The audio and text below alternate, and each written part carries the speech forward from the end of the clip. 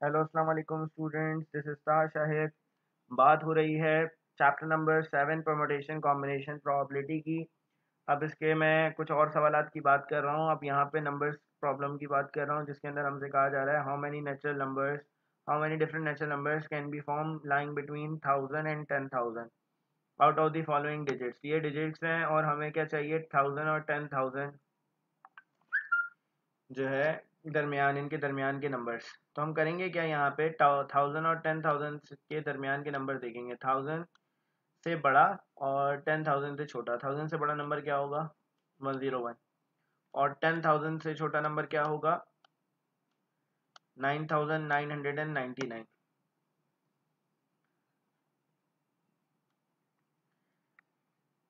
ठीक है, तो अब हमें क्या कहते हैं, नंबर्स बनाने हैं। नंबर्स की जो कैटेगरी है, मतलब दो किस्म के नंबर्स बनाने हैं। मुझे 4 डिजिट वाले नंबर्स बनाने हैं, जो कि हमारे पास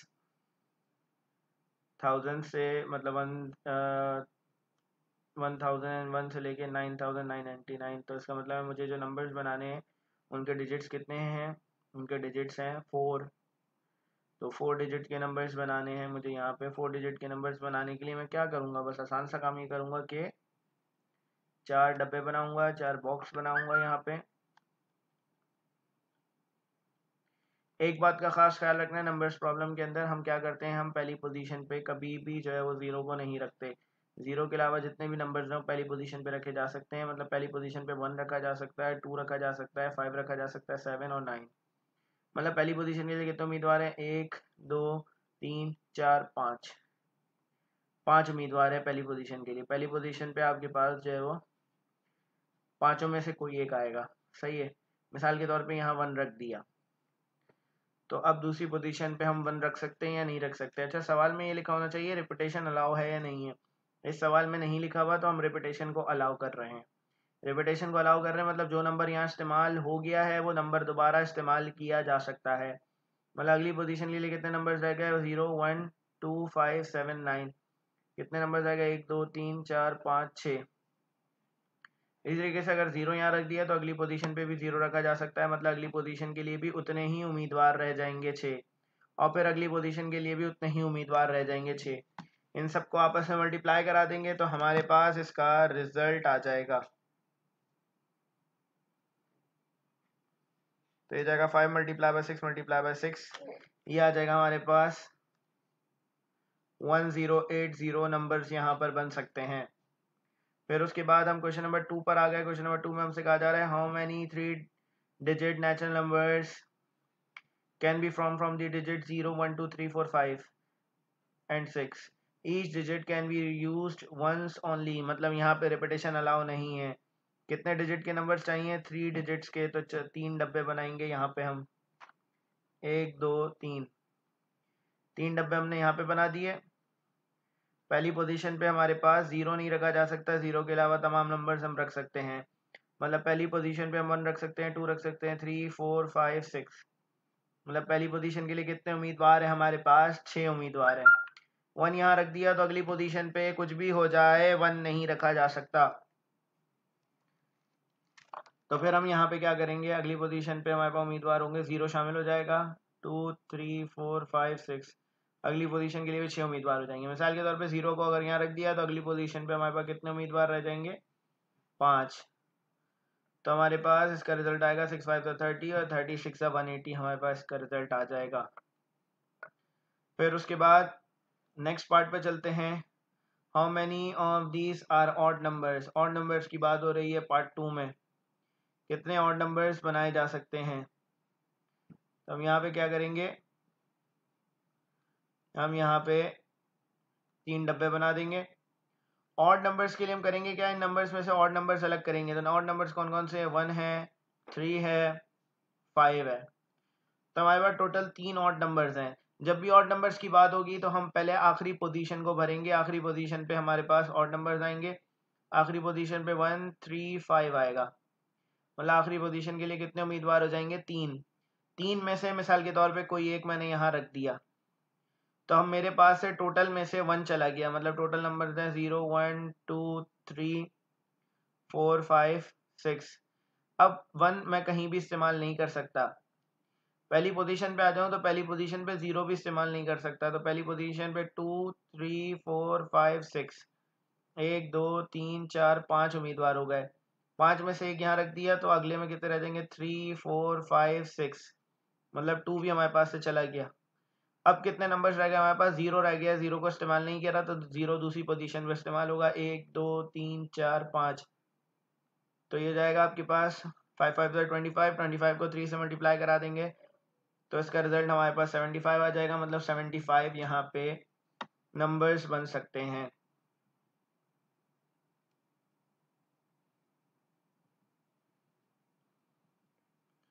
अच्छा, तो इसके बाद मुझे पार्ट 3 को इसके समझाना है, तो मैं यहाँ पे थोड़ा सा स्पेस चाहिए था, मैं इसको उधर ले आया।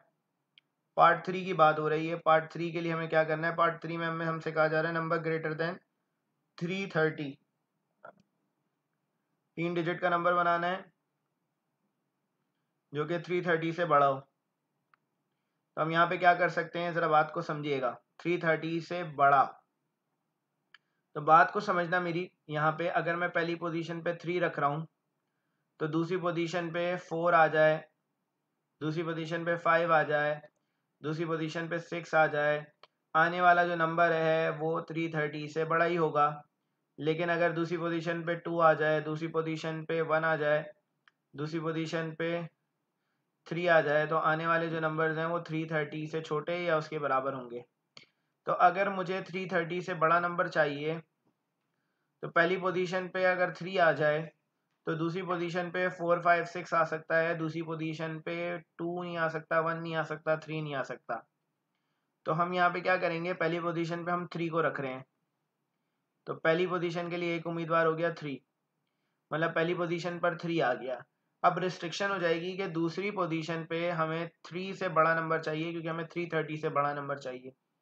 तो 3 से जितने ही बड़े नंबर्स हैं वो दूसरी पोजीशन पे रखे जा सकते हैं। तो 3 से बड़े नंबर्स कौन कौन से हैं? हमारे पास जो नंबर है 0 1 2 3 4 5 6, तो 3 से बड़े नंबर कौन से? 4 5 6, तो दूसरी पोजीशन पे 4 5 6 रखा जा सकता है। तो दूसरी पोजीशन के लिए 3 उम्मीदवार हो गए, इनमें से किसी एक को रख दिया। अब यहाँ पे आपके पास से 3 भी चला गया, आपके पास से 4 भी चला गया। अब जो बाकी नंबर्स रह गए हैं वो तीसरी पोजीशन पे आएंगे, 0 1 2 5 6, तो 1 2 3 4 5, तो रिजल्ट आ गया 15। ये तो बात हो गई कि जब पहली पोजीशन पे 3 आ जाए। अगर पहली पोजीशन पे 4 आ जाए, 5 आ जाए, 6 आ जाए, दूसरी पोजीशन पर कुछ भी आ जाए, आने वाला नंबर 330 से बड़ा होगा। तो मुझे अब यहाँ पे ऐसे नंबर्स भी बनाने होंगे जिसमें पहली पोजीशन पे 3 के अलावा 3 से बड़ा नंबर आ जाए। तो 3 के अलावा अगर नंबर्स ले रहा हूँ तो 3 से बड़े नंबर रख सकता हूँ पहली पोजीशन पे, ताकि मेरे पास रिजल्ट बड़ा हो जाए। तो पहली पोजीशन पे 4 5 6, 3 उम्मीदवार हो गए, तीनों में से किसी एक को यहाँ रख दिया। तो अगली पोजीशन में अब कुछ भी रखा जा सकता है, 1 2 3 5 6, तो अगली पोजीशन के लिए 1 2 3 4 5 6 उम्मीदवार हो गए। 0 को अगर मिसाल के तौर पे यहाँ रख दिया तो अगली पोजीशन के लिए 1 2 3 5 6, तो 1 2 3 4 5 उम्मीदवार हो गए।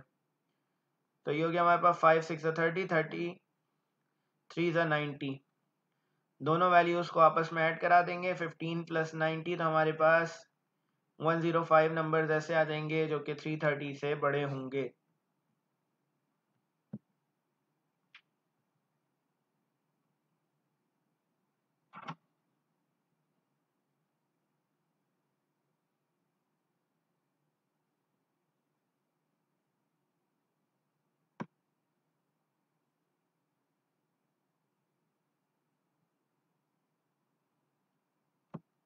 फिर हम बात कर रहे हैं सर्कुलर परमुटेशन की, कि सर्कुलर परमुटेशन क्या होता है। सर्कुलर परमुटेशन के अंदर दो केसेस हैं, एक केस होता है सर्कल का या राउंड टेबल का, दूसरा केस है आपके पास नेकलेस का या गार्लैंड का। गार्लैंड का मतलब जो फूलों का हार होता है उसको हम गार्लैंड कहते हैं।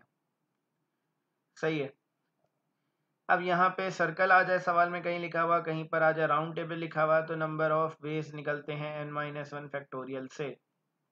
कहीं पर सवाल में नेकलेस लिखा आ जाए, गार्लैंड लिखा आ जाए, तो नंबर ऑफ वेज निकलते हैं n-1 फैक्टोरियल अपॉन 2 से। तो ये दो फॉर्मूले हैं सर्कल के लिए। सर्कल की अरेंजमेंट मतलब सर्कल में अरेंज करना हो जब भी, तो हम n-1 फैक्टोरियल, जब भी हमें नेकलेस बनाना हो, गार्लैंड बनाना हो, या कीज बनानी हो तो हम क्या करते हैं, n-1 फैक्टोरियल अपॉन 2 लगाते हैं। कहा जा रहा है find the number of ways in which 8 differently coloured beads can be arranged in a raw की जब भी बात होगी तो हम डायरेक्ट क्या करेंगे, इसका फॉर्मूला लगाएंगे n फैक्टोरियल। 8 बीड्स हैं, उनको अरेंज करना है तो ये हो जाएगा 8 फैक्टोरियल, हमारे पास का रिजल्ट हो जाएगा। मतलब 8 फैक्टोरियल से हमारे पास का आंसर आ जाएगा।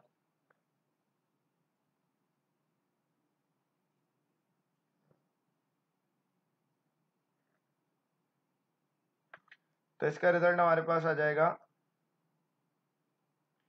40320। फिर उसके बाद हमारे पास नंबर 2 की बात कर रहे हैं, इसमें कह रहे हैं arrange in a circle on a table.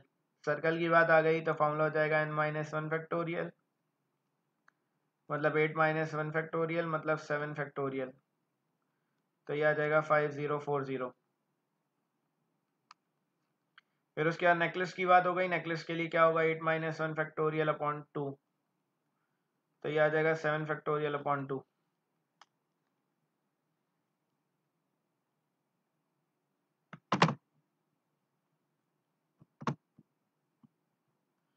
तो हमारे पास इसका रिजल्ट आ जाएगा 2520। फिर उसके बाद अगले सवाल में कहा जा रहा है in how many ways can 9 different flowers be stung to form a garland. Garland की बात आ गई तो डायरेक्ट फॉर्मूला लग गया n-1 फैक्टोरियल अपॉन 2, तो ये हो गया 9-1 फैक्टोरियल अपॉन 2, मतलब ये हो गया आपके पास 8 फैक्टोरियल अपॉन 2। तो इससे आपके पास जो है इसका रिजल्ट आ जाएगा।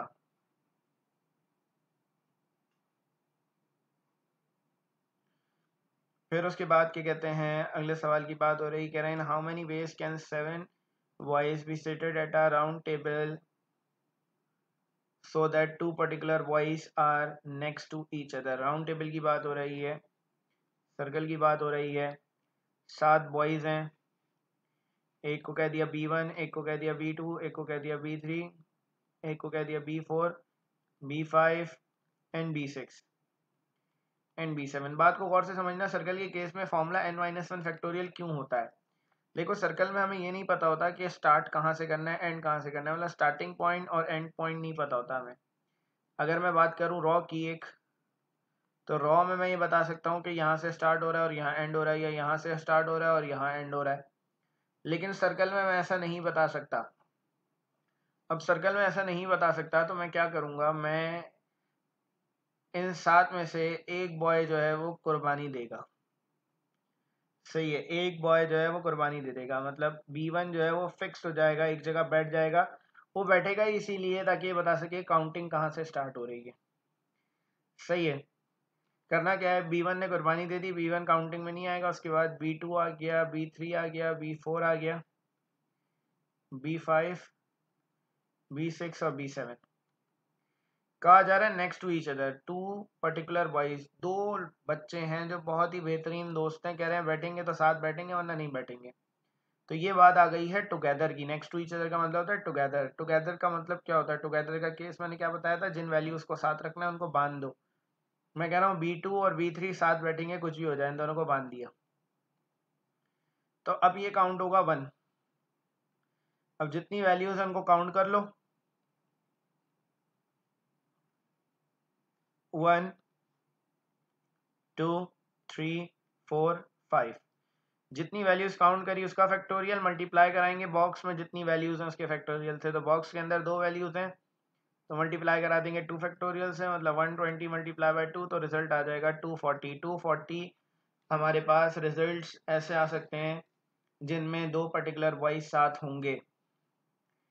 सेपरेटेड के लिए क्या करते हैं हम, सेपरेटेड की बात हो रही है तो हम से पहले बात करेंगे इन 7 बॉयज को हम कितने तरीकों से अरेंज कर सकते हैं। 7 बॉयज को हम अरेंज कर सकते हैं कितने तरीकों से, सर्कल की बात हो रही है तो n-1 फैक्टोरियल मतलब 7-1 फैक्टोरियल, मतलब क्या आ गया 6 फैक्टोरियल, जो कि बराबर है 720 के। अब ये जो रिजल्ट आया है 720, इसके अंदर 2 तरीके के आपके पास रिजल्ट हैं। जब 2 particular boys next to each other मतलब साथ होंगे, और जब 2 पर्टिकुलर बॉयज सेपरेटेड होंगे। तो इसके अंदर नेक्स्ट टू ईच अदर भी है, नेक्स्ट टू ईच अदर या सेपरेटेड भी है इसके अंदर। अगर मैं 720 में से नेक्स्ट टू ईच अदर काट दूं तो मेरे पास सेपरेटेड का रिजल्ट आ जाएगा, मतलब 720 में से मुझे माइनस कराना पड़ेगा 240, तो हमारे पास का रिजल्ट आ जाएगा 480। 480 ऐसे रिजल्ट्स होंगे जिनमें ये सेपरेटेड होंगे।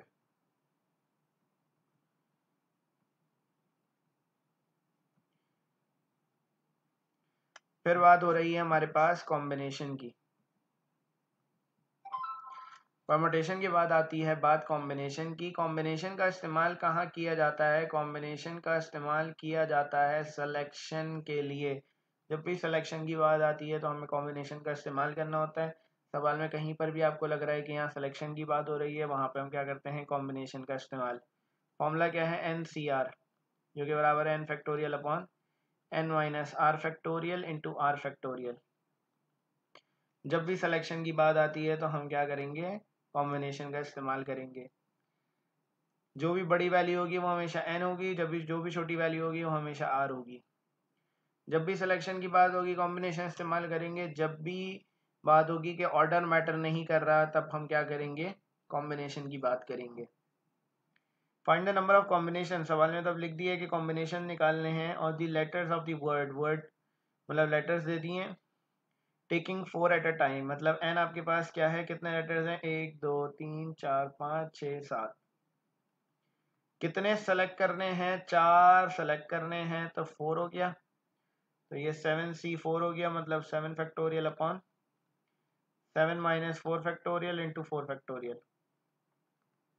तो ये हो गया 7654। तो ये हो गया आपके पास 3 फैक्टोरियल इंटू 4 फैक्टोरियल। 4 फैक्टोरियल से 4 फैक्टोरियल गया, 3 फैक्टोरियल जो है 6 होता है, तो 3 फैक्टोरियल 6 गया, रिजल्ट आ गया 35। 35 तरीकों से हम इसको सेलेक्ट कर सकते हैं। फिर उसके बाद बात हो रही है हमारे पास क्वेश्चन नंबर 2 की। From 6 gentleman and 4 ladies, a committee of 5 is to be formed। सही है, 6 जेंटलमैन है, 4 लेडीज हैं, हमें कमेटी बनानी है 5 लोगों पर मुश्तमिल। In how many ways can this be done so as to include at least 1 lady. कम अज कम एक लेडी होनी चाहिए, मतलब लेडी की तादाद कम अज कम एक होनी चाहिए। अब हमें यहाँ पे कॉम्बिनेशंस बनाने हैं। हमारे पास जेंटलमैन है, उनमें से भी कुछ ना कुछ चाहिए, और लेडीज़ हैं उनमें से भी हमें चाहिए। मतलब जेंटलमैन में से भी अलग सिलेक्शन करनी है, लेडीज़ में से अलग सिलेक्शन करनी है। तो होगा क्या? देखो, 6 जेंटलमैन है तो 6C लिख दिया, 4 लेडीज़ हैं तो 4C लिख दिया। एंड लिखा हुआ, एंड का मतलब हम इनको आपस में मल्टीप्लाई करा देंगे। हम इसको आपस में मल्टीप्लाई करा देंगे, मतलब हम यहाँ पे क्या करेंगे? अब हमें 5 चाहिए, सही है, 5 लोग चाहिए टोटल, और 5 लोग इनमें से ही चाहिए, एटलीस्ट 1 लेडी। तो 4 में से कम अज कम एक लेडी। कम अज कम एक का मतलब एक से ज़्यादा भी हम सेलेक्ट कर सकते हैं। अगर मैं 4 में से एक लेडी सेलेक्ट करूंगा तो मुझे मुझे टोटल 5 सेलेक्ट करने हैं। अब कितने लोग रह गए? 4। तो मैं 4 किस में सेलेक्ट करूंगा? जेंटलमैन में से। या फिर मैं क्या करूंगा, मैं ये कर सकता हूँ कि कम अज कम एक लेडी का मतलब है एक से ज़्यादा लेडी भी ले सकते हैं।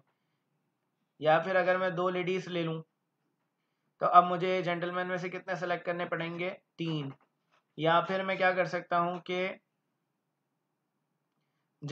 लेडीज़ में से 3 ले लूँ, तो जेंटलमैन में से कितने सेलेक्ट करने पड़ेंगे? 2। या फिर मैं क्या कर सकता हूँ कि मैं लेडीज़ 4 की 4 लेडीज सेलेक्ट कर लूँ, तो मुझे जेंटलमैन कितने चाहिए होंगे? 1 चाहिए होगा। और का मतलब क्या है? मुझे इन तमाम वैल्यूज़ के रिजल्ट्स को आपस में ऐड कराना पड़ेगा। मतलब इसका रिजल्ट अलग निकालना पड़ेगा कैलकुलेटर से, इसका अलग निकालना पड़ेगा, इसका अलग निकालना पड़ेगा, और इसका अलग, और इन सबको मुझे आपस में ऐड कराना पड़ेगा ताकि मेरे पास इसका रिजल्ट आ जाए।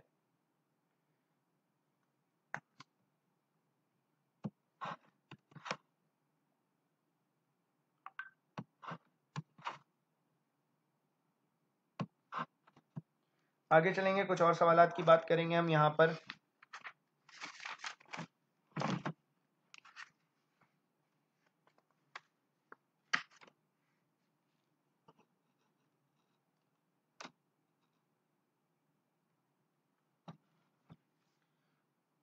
ये आपके पास सवाल है, बुक के ही सवाल आते हैं ये सारे के सारे।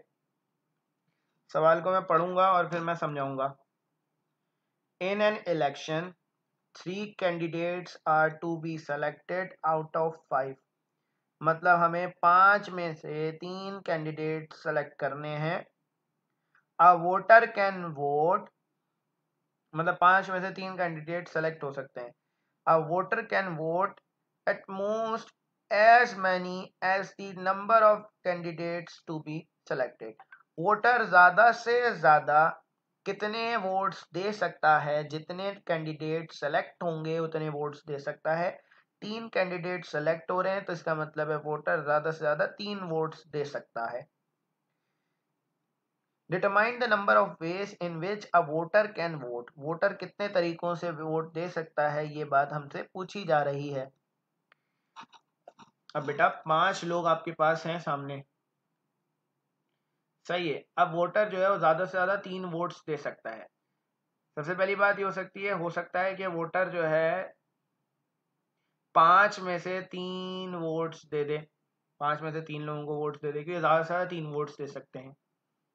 या फिर हो सकता है वोटर 5 में से 2 लोगों को वोट दे। हो सकता है कि वोटर 5 में से किसी एक को वोट दे। या फिर हो सकता है कि वोटर सुबह उठे ही ना भाई, घर पे आराम करता रहे, सोता रहे भाई। तो इसका मतलब क्या है कि या तो वोटर 5 में से 3 को वोट देगा, या तो वोटर 5 में से 2 को देगा, या तो वोटर 5 में से 1 को देगा, या तो एक किसी को भी नहीं देगा। और का मतलब है इन तमाम रिजल्ट्स को हम आपस में ऐड करा देंगे। तो ये 5 फैक्टोरियल अपॉन 5 माइनस 3 फैक्टोरियल मतलब 2 फैक्टोरियल इंटू 3 फैक्टोरियल आ जाएगा। ये आएगा 5 factorial upon 3 factorial into 2 factorial. 5c1 5 होता है, 5c0 1 होता है। तो इसको कैलकुलेट कर लेते हैं। 5 4 3 फैक्टोरियल, 2 फैक्टोरियल 2 होता है, 3 फैक्टोरियल एज इट इज है, 3 फैक्टोरियल से 3 फैक्टोरियल चला गया। 5 4 3 फैक्टोरियल, तो 3 फैक्टोरियल से 3 फैक्टोरियल चला गया।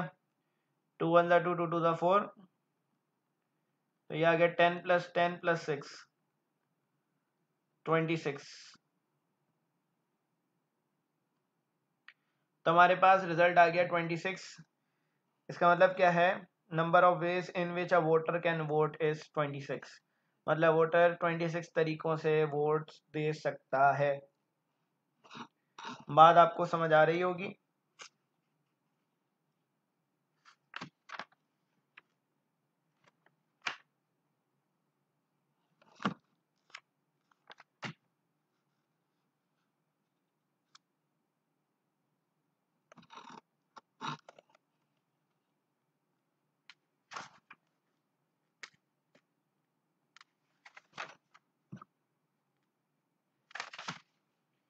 अच्छा, कुछ और सवालात की बात करते हैं हम यहाँ पे। जैसे कि एक और सवाल है हमारे पास, बुक का ही सवाल है। In how many ways can Sara take 1 apple, 1 orange and 1 mango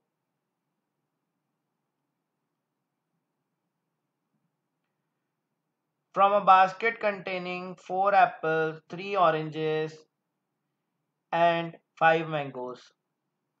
4 apples हैं, उनमें से एक एप्पल सेलेक्ट करना है। फिर उसके बाद 3 ऑरेंजेस हैं, उनमें से एक सेलेक्ट करना है। 5 मैंगोज हैं, उनमें से एक चाहिए। तो सब में से एक एक चाहिए, तो मतलब 4c1, 4 एप्पल्स में से एक एप्पल चाहिए, 3 ऑरेंजेस में से एक ऑरेंज चाहिए, 5 मैंगोज में से एक मैंगो चाहिए, सब में से एक एक चाहिए। सबको मल्टीप्लाई करा देंगे। 4c1 4 होता है, 3c1 3 होता है, 5c1 5 होता है। तो 5 3 ज़ा 15, 15 4 ज़ा 60 हमारे पास इसका आंसर आ जाएगा। तो हम इस तरीके से सिलेक्शन कर सकते हैं। तो जब भी सिलेक्शन की बात आएगी तो हम क्या करेंगे, हम कॉम्बिनेशन का इस्तेमाल करेंगे। उम्मीद है कि ये बात आपको इतनी तो समझ आ गई होगी। फिर उसके बाद हम बात करते हैं किसकी, प्रोबेबिलिटी की।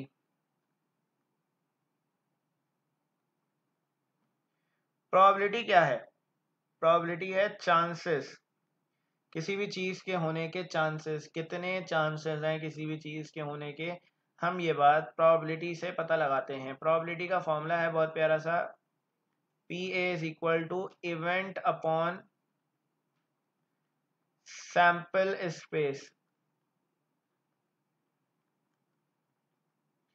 सही है। इवेंट क्या है आपके पास? इवेंट जो है वो कहलाता है सबसेट सैंपल स्पेस का, मतलब जो भी चीज आपको रिक्वायर्ड है, सही है, वो ऊपर आता है। सैंपल स्पेस होता है ऑल पॉसिबल आउटकम्स। सही है, ऑल पॉसिबल आउटकम्स, किसी भी एक्सपेरिमेंट में आने वाले जितने भी आउटकम्स हैं उसको हम सैंपल स्पेस कहते हैं। प्रोबेबिलिटी का जो फॉर्मूला है वो बराबर होता है order of A upon order of S. ये फॉर्मूला है प्रोबेबिलिटी का। बात स्टार्ट होती है, क्या कहते हैं, इससे कुछ प्रॉब्लम से, जैसे कि हम बात को स्टार्ट कर रहे हैं कॉइन प्रॉब्लम से। कॉइन प्रॉब्लम के लिए हम बात करेंगे सबसे पहले वन कॉइन की। सही है, एक कॉइन की। अब एक कॉइन को अगर हम टॉस करते हैं तो आने वाले रिजल्ट्स कितने हो सकते हैं? आने वाले रिजल्ट्स दो ही होंगे, या तो हेड आएगा या तो टेल आएगा। तो ये आने वाले जितने भी रिजल्ट्स हैं ये एस कहलाएगा। आने वाले जितने भी रिजल्ट्स हैं उसका सेट हमेशा एस कहलाता है, और उसका ऑर्डर हमारे पास क्या हो जाएगा? दो है हमारे पास। In a single toss what is the probability of getting ahead? सही है, what is the probability of getting ahead?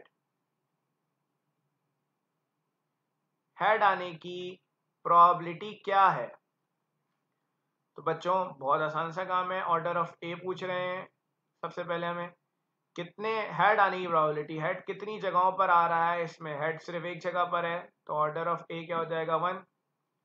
तो प्रोबेबिलिटी ऑफ ए क्या आ जाएगा हमारे पास? Order of A upon order of S, मतलब 1/2 चांसेस हैं हेड आने के। 1/2 का मतलब होता है 0.5। अगर हम इसको मल्टीप्लाई बाय 100 करा दें तो हमारे पास परसेंटेज आ जाती है, तो 50% चांसेस हैं कि हेड आ जाए।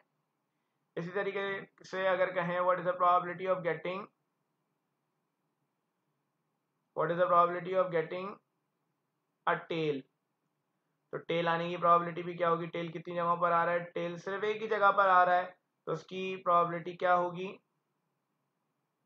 उसकी प्रोबेबिलिटी हमारे पास हो जाएगी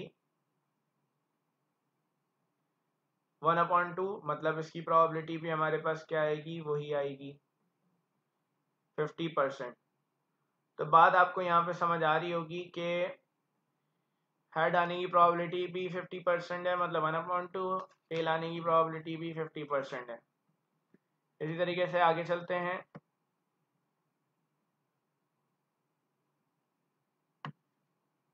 वन कॉइन के बाद हम बात करते हैं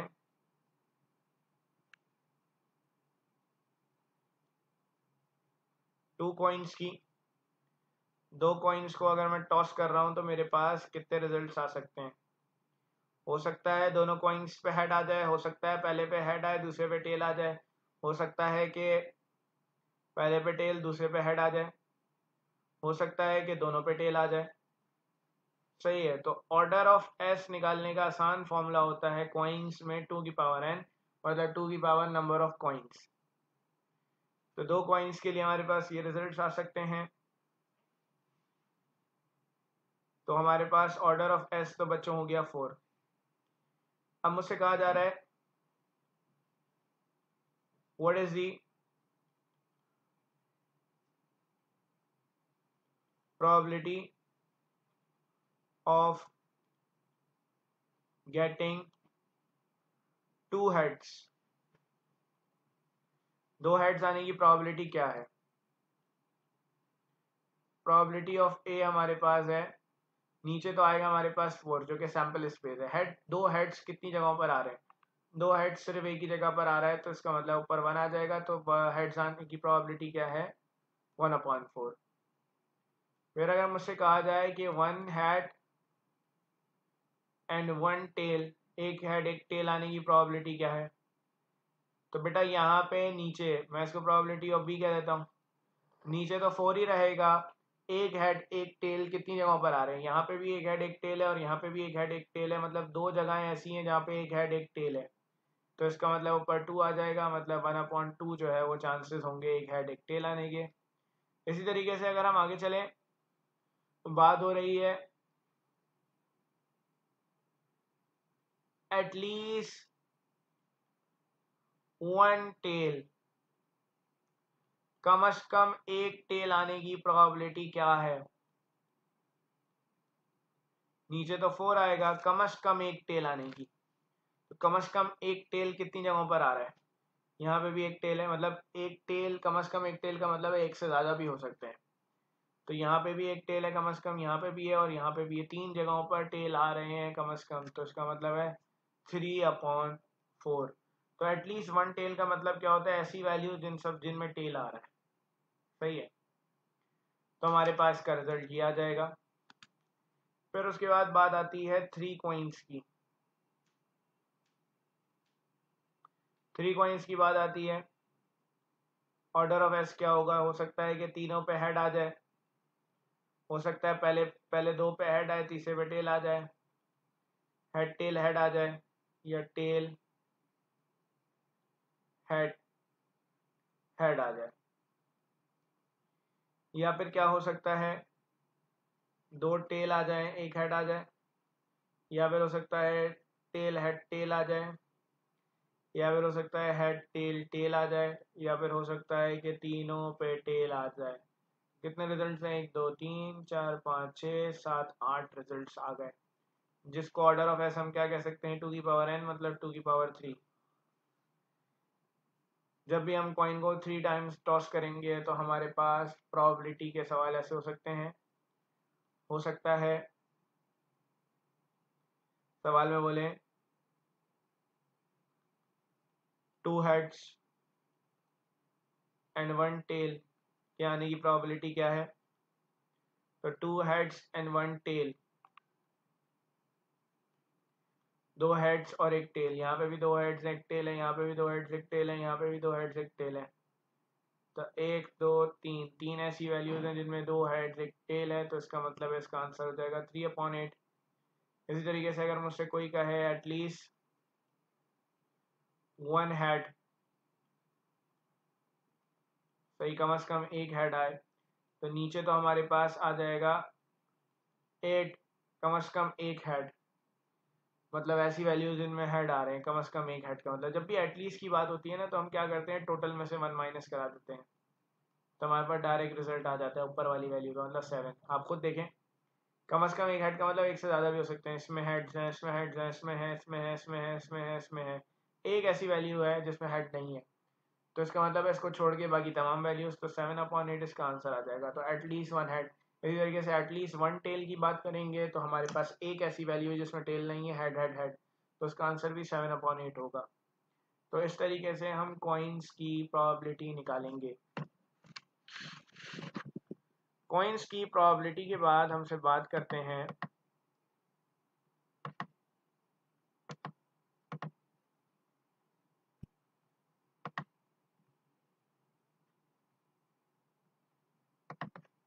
कॉइन्स की प्रोबेबिलिटी के बाद हमसे बात की जाती है किसकी, डाइस की। 1 डाइस की बात होती है, तो ये डाइस की जब भी बात होती है तो ऑर्डर ऑफ एस बराबर होता है 6 की पावर n के, n क्या है नंबर ऑफ डाइस। एक डाइस जिसको आप क्या कहते हैं छक्का, जो कि आप लूडो में खेलते हैं, उस पर कितने रिजल्ट्स आ सकते हैं, 1 2 3 4 या 5 या 6, 6 रिजल्ट्स आ सकते हैं जिनको हम इस तरीके से देखते हैं वहाँ पे।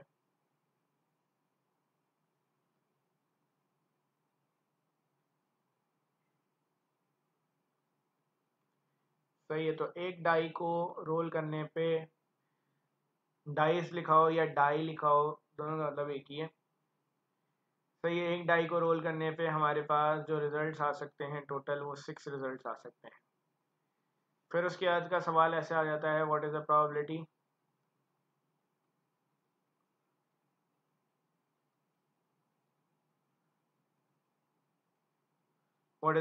of getting a number 2 आने की प्रोबेबिलिटी क्या है? तो बच्चों नीचे तो 6 ही आएगा ऑर्डर ऑफ एस, ऊपर जो क्या चीज़ आएगी ऑर्डर ऑफ ए, मतलब इवेंट जो चीज़ आपको चाहिए 2 आने की प्रोबेबिलिटी। हमें देखना है 2 कितनी जगहों पर आ रहे हैं, तो 2 सिर्फ एक जगह पर आ रहे हैं तो 1/6 हो जाएगा। फिर उसके बाद अगर मुझसे कहा जाए ऑड नंबर्स आने की प्रोबेबिलिटी क्या है? ऑर्डर ऑफ बी कह रहा हूँ उसको नाम, नीचे तो 6 आ जाएगा। ऑड नंबर्स कितनी जगहों पर आ रहे हैं? 1 2 3, तो इसका मतलब 3 जगहों पर ऑड नंबर्स आ रहे हैं तो 3 ऊपर आ जाएगा। ऑड नंबर्स आने की प्रोबेबिलिटी हो जाएगी 1/2। उसके बाद मुझसे कहा जा सकता है इवन नंबर्स आने की प्रोबेबिलिटी क्या है? प्रोबेबिलिटी ऑफ सी बराबर हो जाएगा इवन नंबर्स, मतलब नीचे तो 6 आ गया, इवन नंबर्स कितनी जगहों पर आ रहे हैं? 2 4 6, 3 जगहों पर आ रहे हैं तो ये 1/2 हो जाएगा। फिर उसके बाद हमसे कहा जा सकता है कि number greater than 4, number greater than 4 की प्रोबेबिलिटी बताएं। तो बच्चों नीचे तो आपके पास वही रहेगा 6, 4 से बड़े नंबर्स कितने हैं? 2 हैं, तो ऊपर 2 आ जाएगा तो 1/3 हो जाएगी उसकी प्रोबेबिलिटी। इसी तरीके से आपसे कहा जाए नंबर ग्रेटर देन 6, तो नीचे तो आपके पास वही आ जाएगा 6, कह रहे हैं 6 से बड़े नंबर्स कितने हैं? 6 से बड़े नंबर्स तो कोई भी नहीं है, तो ऊपर जीरोस के आने की प्रोबेबिलिटी क्या हो जाएगी? 0, क्योंकि वो शामिल ही नहीं है तो उसकी प्रोबेबिलिटी हमेशा क्या हो जाएगी? 0 हो जाएगी। यहाँ तक तो हमने बात करी है किसकी? 1 डाई की। आगे चलेंगे, हम 2 डाइस की बात करेंगे।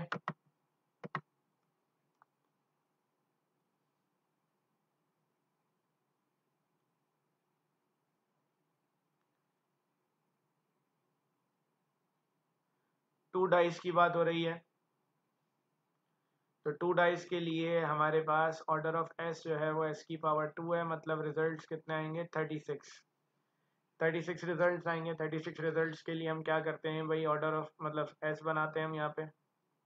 हो सकता है दोनों डाइस पे 1 आ जाए, हो सकता है पहले पे 1 आए दूसरे पे 2 आ जाए, हो सकता है पहले पे 1 आए दूसरे पे 3 आ जाए, हो सकता है पहले पे 1 आए दूसरे पे 4, पहले पे 1 दूसरे पे 5, पहले पे 1 दूसरे पे 6। ऑल पॉसिबल आउटकम्स, जितने पॉसिबल रिजल्ट्स आ सकते हैं वो हम यहाँ पर बनाएंगे। या फिर हो सकता है कि पहले पे 2 आए दूसरे पे 1 आ जाए, फिर पहले पे 2 आए दूसरे पे 2, पहले पे 2 दूसरे पे 3, पहले पे 2 दूसरे पे 4, इसी तरीके से 2,5, इसी तरीके से 2,6।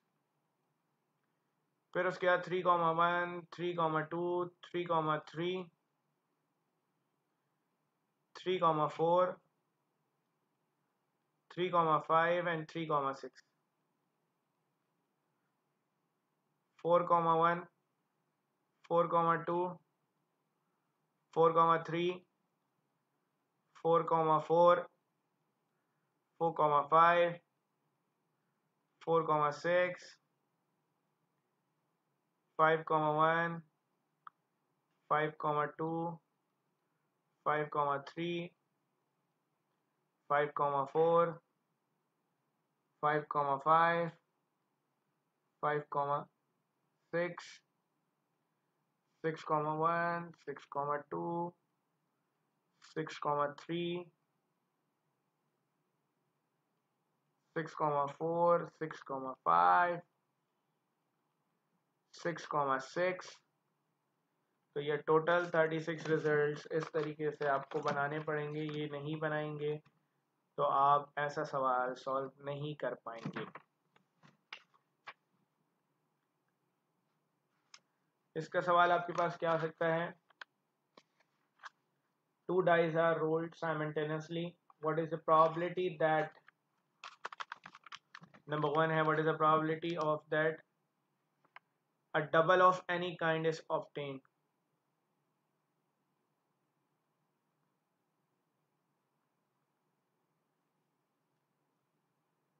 A double of any kind is obtained. तो बात को गौर से समझना मेरी,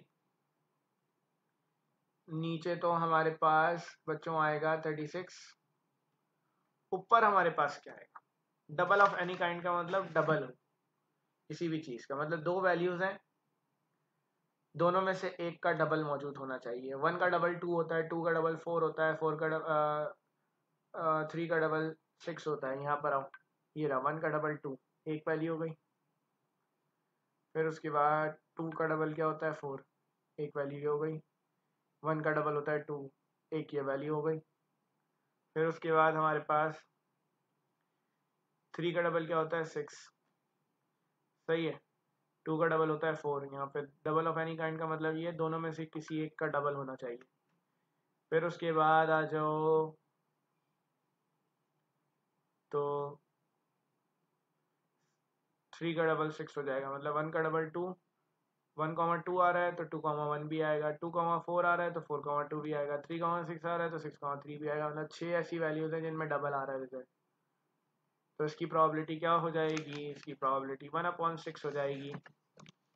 इसी तरीके से आगे चलते हैं, बात हो रही है sum of their points is 9,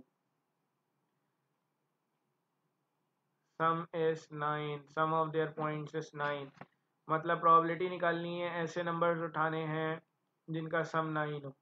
नीचे तो 36 है, सम किस किस का 9 हो सकता है, इनमें से तो किसी का सम 9 नहीं हो सकता, इनमें से भी किसी का नहीं हो सकता। एक ये वैल्यू हो गई 3,6, एक वैल्यू हो गई। 4,5 दूसरी वैल्यू हो गई। फिर उसके बाद 5,4 तीसरी वैल्यू हो गई, और 6,3 चौथी वैल्यू हो गई। चार ऐसी वैल्यूज हैं जिनका सम 9 है, इन दोनों का सम 9 है, इन दोनों का सम 9 है, इन दोनों का सम 9 है, तो उसका मतलब है चार ऐसी वैल्यूज हैं तो 4 ऊपर आया, 1/9 इसकी प्रोबेबिलिटी आ गई। तो आपको उम्मीद है कि बात ये समझ आ रही होगी कि इसको कैसे करना है। सवाल ये भी आता है, प्रोडक्ट इज 3 एंड और सम इज 9, ठीक है। तो प्रोडक्ट इज 3, प्रोडक्ट 3 हो तो 3, ये इन दोनों का प्रोडक्ट क्या है हमारे पास 3, एक वैल्यू ऐसी हो गई। इसका प्रोडक्ट क्या है 3 हो गया, और तो कई ऐसी वैल्यू नहीं है जिसका प्रोडक्ट 3 हो। तो हमारे पास दो ऐसी वैल्यूज हैं जिनका प्रोडक्ट 3 है, और 1 2 3 4 ऐसी वैल्यूज हैं जिनका सम 9 है। तो टोटल कितनी वैल्यूज हो गई, 6 वैल्यूज हो गई टोटल। प्रोबेबिलिटी ऑफ हमारे पास 20 को मैं कह रहा हूँ नीचे 36 आ गया, तो यहाँ पे आपके पास टोटल 6 वैल्यूज हैं, तो 1/6 इसकी प्रोबेबिलिटी हो गई। तो इस तरीके से हम डाइस वाली जो प्रॉब्लम्स हैं उनकी प्रोबेबिलिटी को फाइंड आउट कर सकते हैं।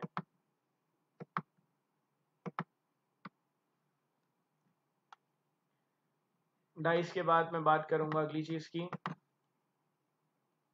किस चीज की भाई, प्लेइंग कार्ड्स की। प्लेइंग कार्ड्स का मतलब ताश के पत्ते। तो ताश के पत्तों की बात हो रही है, ताश के पत्ते कितने होते हैं भाई, टोटल 52 जो है वो कार्ड्स होते हैं। 52 जो है वो प्लेइंग कार्ड्स होते हैं जो कि डिवाइड होते हैं दो हिस्सों में, सही है। 26 होते हैं आपके पास रेड कार्ड्स एंड 26 होते हैं आपके पास ब्लैक कार्ड्स, सही है। अब यही 26 भी डिवाइड होते हैं दो हिस्सों में, ये 26 भी डिवाइड होते हैं दो हिस्सों में, सही है। 13 जो है आपके पास है रेड कार्ड्स, दो हिस्सों में होते हैं। 13 आपके पास होते हैं हार्ट, 13 होते हैं डायमंड रेड कार्ड्स में। ब्लैक कार्ड्स में 13 होते हैं क्लब और 13 होते हैं स्पेड। सही है। तो अगर मैं बात करूं इन 13 में, एक होता है एस, एक होता है किंग, एक होती है क्वीन, एक है आपके पास जैक। सही है। बाकी आपके पास जो नंबर्स होते हैं, बाकी जो कार्ड्स होते हैं उन वो नंबर्स कार्ड होते हैं जिनमें होता है 2, 3, 4, 5, 6, 7, 8, 9 और 10। ये होते हैं बाकी के कार्ड्स, आपके बाकी के 9 कार्ड्स 13 में। इन 3 कार्ड्स को फेस कार्ड्स कहा जाता है। इसी तरीके से डायमंड में भी ये होता है, एक एस होता है, एक किंग होता है, एक क्वीन है,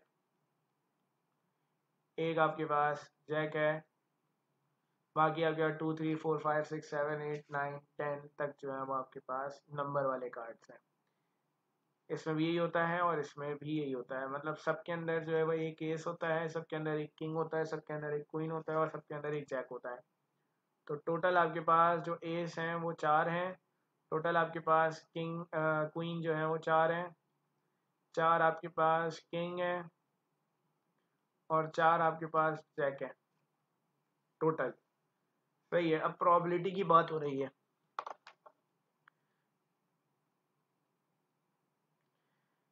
One card is drawn from a deck of well shuffled playing cards. What is the probability of getting a ace? कह रहे हैं कि एस आने की प्रोबेबिलिटी क्या है। नीचे आ जाएगा 52 टोटल कार्ड्स हैं। एस आने की प्रोबेबिलिटी, एस कितने हैं टोटल, 4 एस हैं तो ऊपर 4 आ गया। तो हमारे पास इसका रिजल्ट आ जाएगा 2/26, मतलब 1/ इसका 13 रिजल्ट आ जाएगा।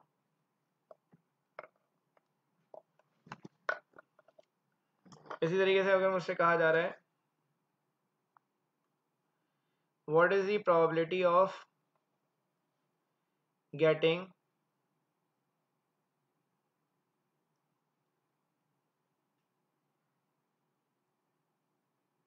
एस और